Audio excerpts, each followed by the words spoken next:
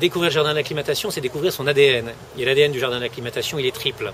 C'est d'abord venir en petit train, c'est ensuite faire un tour dans la rivière enchantée, cette attraction de l'exposition universelle de 1926 qui est ici. Et puis c'est passer devant les miroirs déformants. Et puis c'est sentir le lieu, comprendre qu'on est dans un mélange d'Amélie Poulain, de Fontaine-Wallace, de Paris revu et revisité, un peu comme dans un américain Paris, mais en même temps dans un parc d'attractions, dans un parc animé. On est dans un mélange de nos deux grands concurrents, Disney et Astérix, puisqu'on est le troisième parc d'attractions français derrière eux, mais en même temps on est les Buttes-Chaumont, on est le parc Montsouris, on est les Tuileries. Et c'est ce mélange des deux qui est exceptionnel ici et qu'ils peuvent découvrir. Pour les nouveautés du jardin d'acclimatation, on va d'abord dire quelles sont nos trois grandes tendances. Plus de gratuité, plus d'environnement et plus d'animation. Plus de gratuité, ça veut dire qu'on va installer davantage encore des ponts de singes, des tyroliennes, des balançoires, rénover encore des aires de pique-nique, faire attention à notre patrimoine, offrir davantage de déambulation aux gens qui, avec simplement un ticket d'entrée, peuvent aller voir Guignol, voir les animaux de la ferme qui ont triplé depuis 5 ans, se promener, avoir des animations.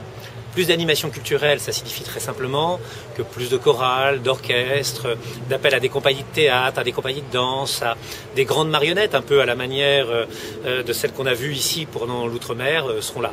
Et puis plus d'environnement, ça c'est quelque chose qui est un vrai combat ici. Le tri sélectif va être introduit, y compris pour les visiteurs. Une nouvelle locomotive totalement électrique, c'est-à-dire carbone free, sans aucune trace carbone, va pouvoir amener davantage encore de visiteurs depuis la porte Maillot. On va vraiment également désimperméabiliser des sols. Derrière moi, sous moi en ce moment, on a des sols qui sont complètement bétonnés, bituminés comme ils l'étaient au début du siècle.